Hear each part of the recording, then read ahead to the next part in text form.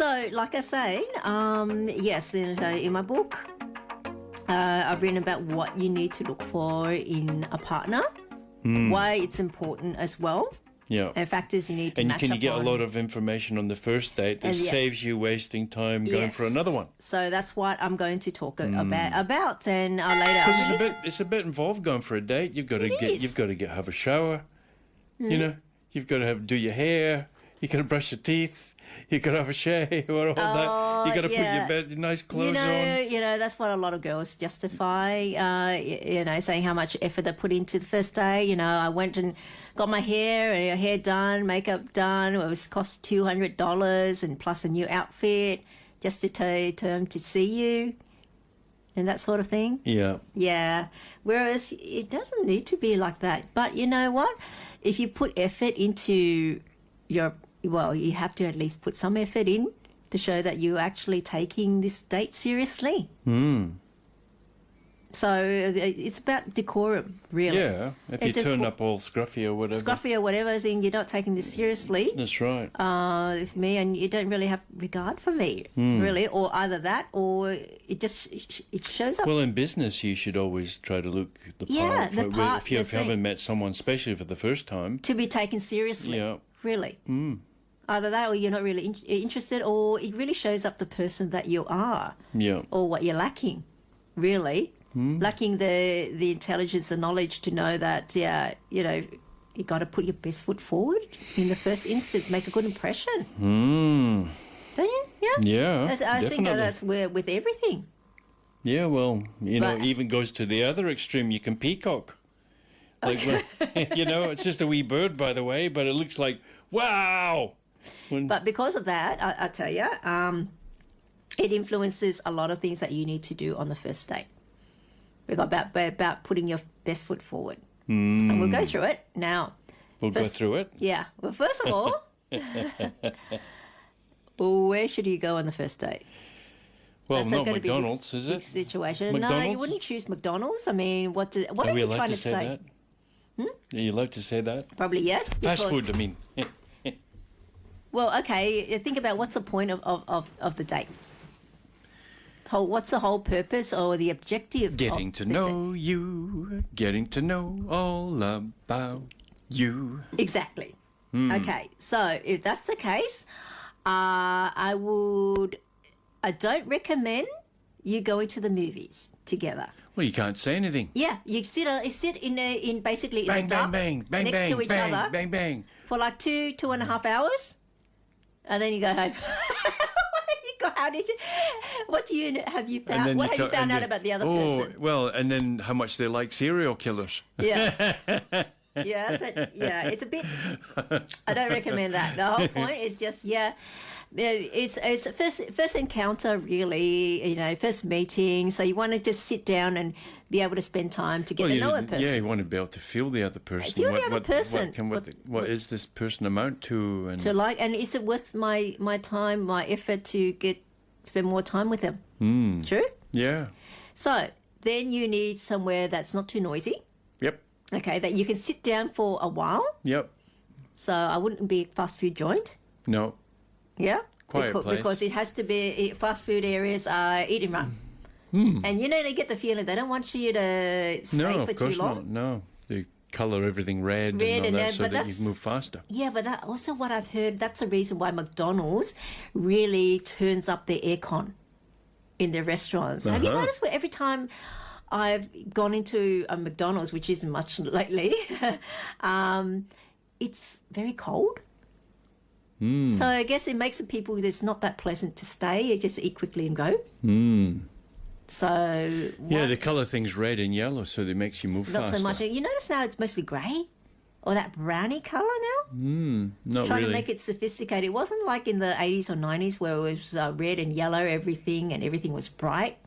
But now it's very muted. If you notice that. Are they either trying to upmarket themselves or something like that? Yeah, well, it might have been trying to get them out the door as quick as possible before, and now you want to keep them in as long as possible. Just strain them, but the aircon, the temperature is still really cold. All right. So, all right, so not that. Now, second bed. So you don't go there. So you don't go there. Or a movie. Okay. So, look, and this is the thing, like, who gets to choose where you go then? Well, yeah, that's right. Who gets to choose? I suppose it's a mutual agreement. It's a mutual agreement, but the thing I know is, this little place around the way. It's so great. Great sushi place or great whatever it is. yeah. Oh, no, I don't Or like even that. it doesn't, Oh, well. yeah. Maybe we could Or I'm allergic go to McDonald's fish instead. or whatever. Okay. But the thing is, when someone suggests, say, a fine dining area or a high-end place, then that gives it should trigger alarm bells. Why? Alarm bells. Okay. Are they expecting you to pay it? Are they well off? Or not? You might get landed with the bill. Yeah, you may get landed with a bill, and the purposely is it worth your saying. Now, this also shows up their thoughts and how smart they are as well, their social intelligence as well. If you are given, if the other person politely and generously leaves it up to you to choose the premises, the best thing to do is to choose something not the most expensive and not the cheapest. Go something a bit, and even, it's just a cafe, just for a drink or a coffee or thing, because that's not the point of the meeting. It's a first encounter. It's more like having a feel for each other. And if you go on a first date to a 3-hat or whatever, Yeah. it might be expected all the time. Yeah, expected all the time. Yeah, but also, if you're the person that left it to the other person to decide to pick the premises, and if they've chosen something quite humble that you can sit down on, that would be a green flag for you. Okay, that would tell you like the person has some maturity, is not greedy or selfish or entitled. The most of the thing is they're not entitled. They're thinking, this is of my. They might choose a high-end place simply because they think that's what they deserve, kind of thing. It gives off those vibes. So that's a major. So there's a lot of telltale signs. There are a lot of telltale signs, just even based on where you go on the first date.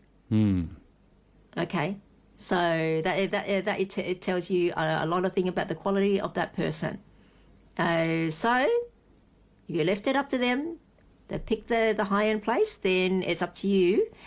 Whether or not you want to continue with it, actually go through with the date. But also, look, if you're spoken over the phone, you might know that they might be have high income, depending on their occupation, and then it's something that might be used to. So that's another thing. Or they think that and the thing is, if you're also someone that's also a higher income earner, then they might think that there's no issue. You and I are the same, at the same level. Yeah. But then if they know that you might just be a factory worker, okay, then if they insist on that, that means they're not thinking. Or they're not considering, they're not even thinking of, they're not being understanding of your and taking your situation into account. So that's a red flag. That's a red flag. That's a red flag. So I'll say don't go on that date. Okay. But if you're both high income earners and say the man is allowed the woman to choose and she chooses somewhere chooses an ordinary place, okay, that's a major green flag for you too. Like, yes, she's not someone that is extravagant, even though she can afford to. You both can afford to. She's not laying that on you. At least to pay or herself. So that vibe would say, okay, that's a good vibe to go. So that's a green flag. So even in the first choosing where you go, you can tell so much about them. Yes. Yes. Okay. Okay.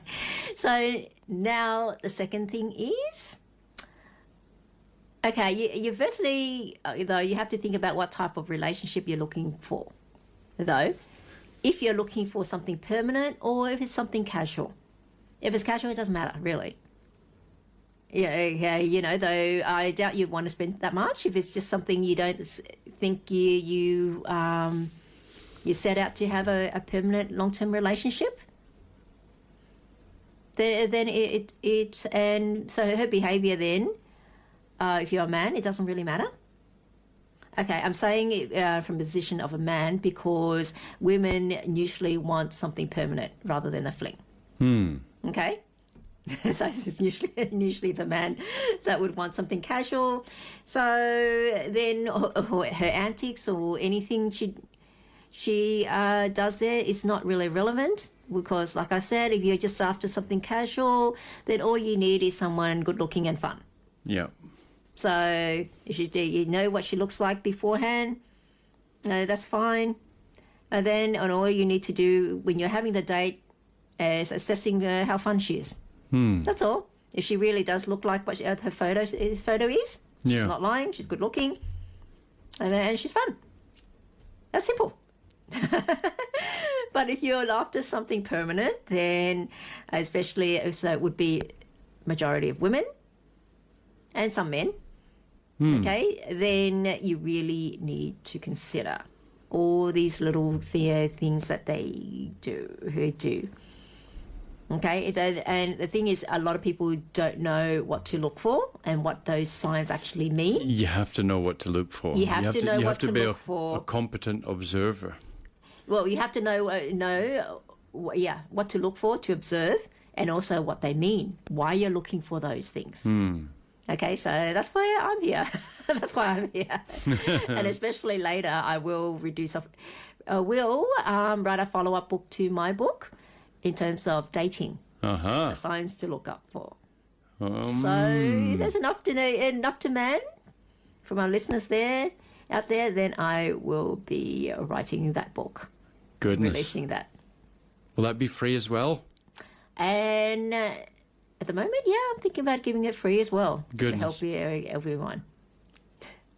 And you can get the audio version as well. And you get the audio version as well. If you're not a reader for a few dollars, then just to cover costs, download it off my website, makemarriagegreatagain.net. So just for a few dollars, you can just read, you just could listen. save a fortune. Absolutely. In later life. And I think on that, we'll go to some music and we'll be right back to discuss more about the first date. 51st dates? Dates, yeah.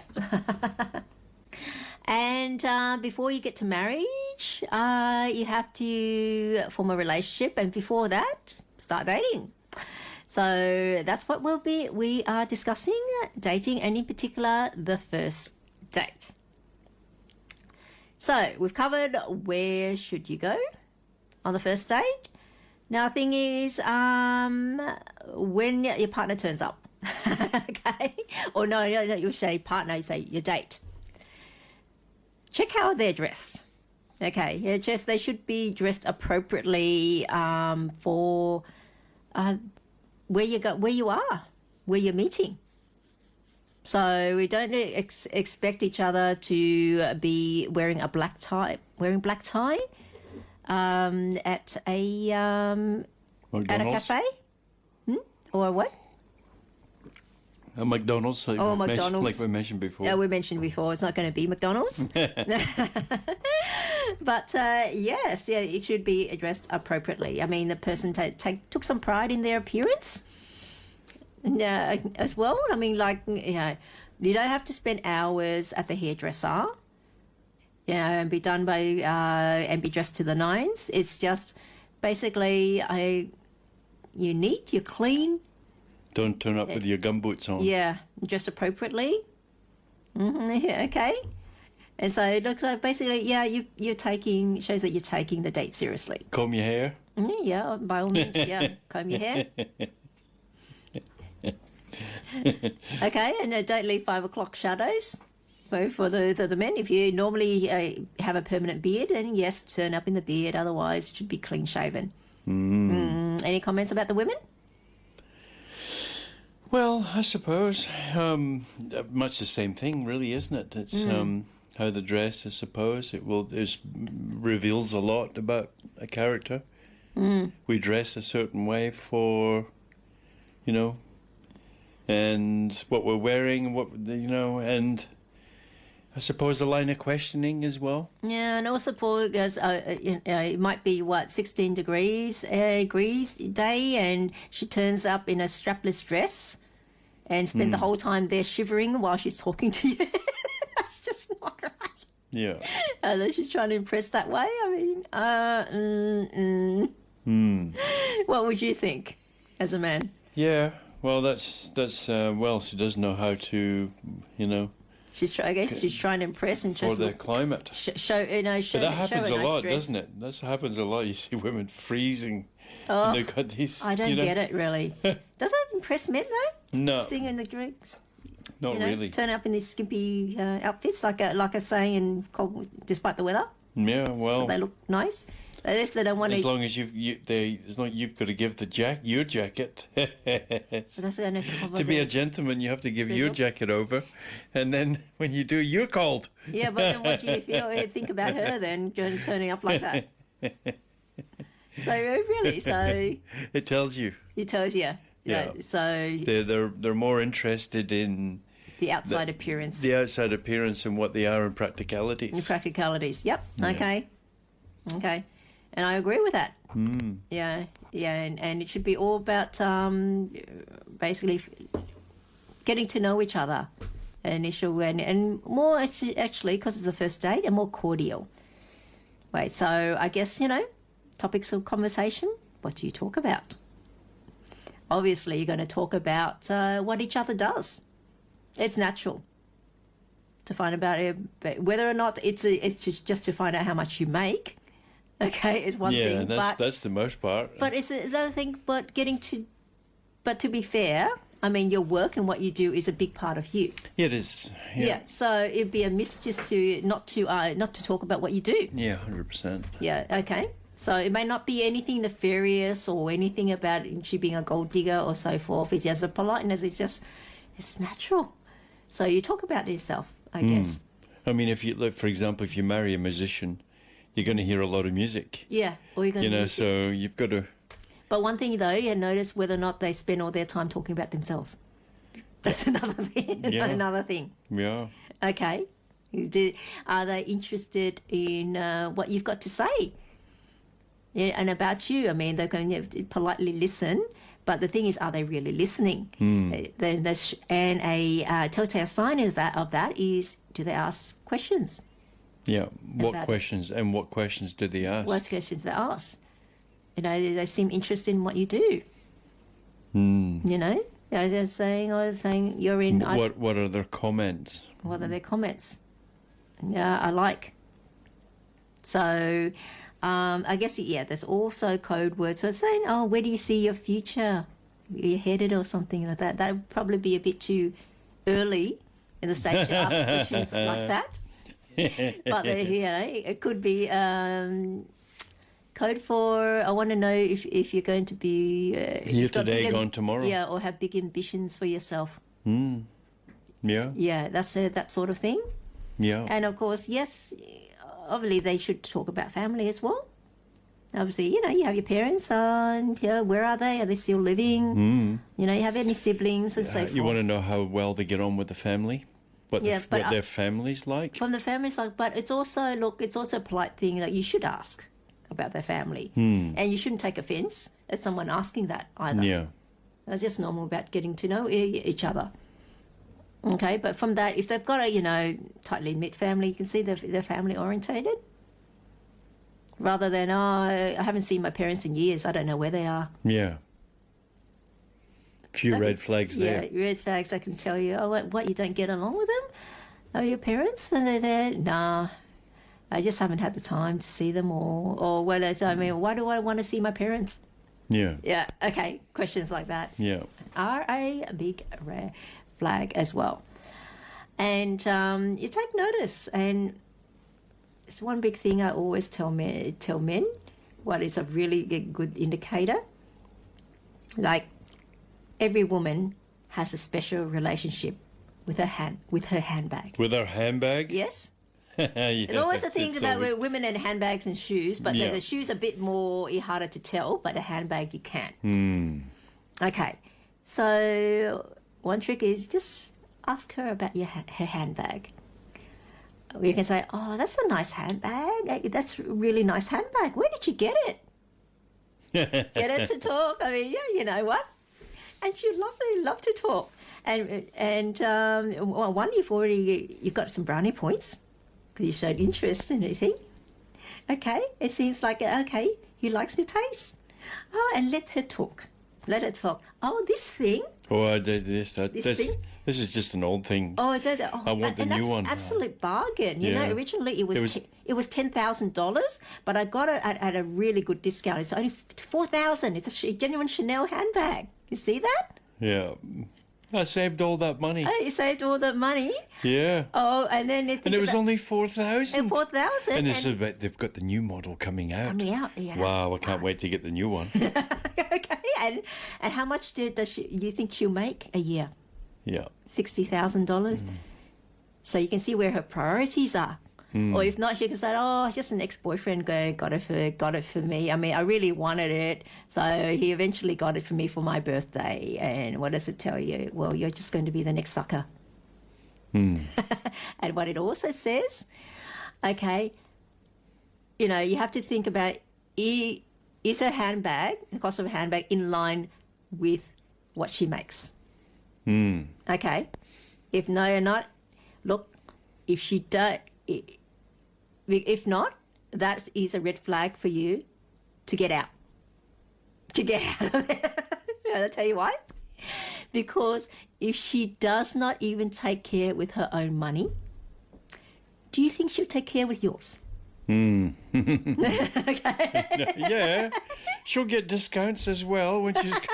She'll get 60% off discounts at times with yours. Oh, look, it's only 4,000. It's 60% off. Instead of 10? Okay. That's the person that's going to be in charge of your money or partly be spending.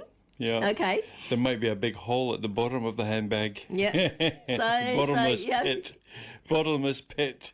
Bottomless pit.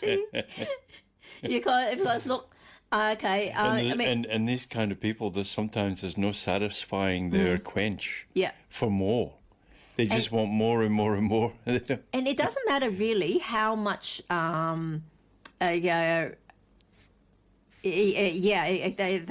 costs. Look, the thing is, doesn't mean that she'll necessarily take as much care with your money as she takes with hers, but that shows you the maximum potential of care that she'll take with her money. Also, where does she put it down? Does she put it down on the dirty surface? On the things, or does she take care of it? You know, it's like sometimes it's good to have a thing of a bit of class, and we have a few nice things or whatever. Nice things, but the thing how is, do you treat them?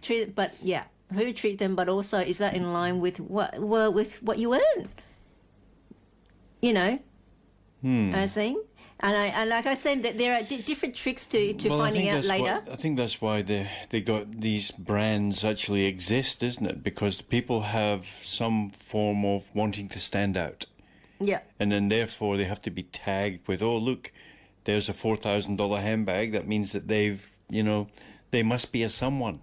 A someone. And that's why they're buying it for. They're not buying it because it's got a better zip. It's got a nice little secret compartment. Status, but if you're only earning... It's nice looking, it's the tag, it's their label. You're buying the label. 50, 60,000, it shows, though, what their priorities are. Yeah. It's about the showiness. So that's what you can glean from someone like that. It's the showiness. It's the showiness. And it's to say, look, I can spend this much on a handbag. It means I've got plenty. And I've got more than you type of thing. So that's just shallow, though, but though you know what her job is. You know, she might just be a secretary or admin assistant, or just work at the local. Isn't it the old saying that every woman loves a good bag? Loves a good bag.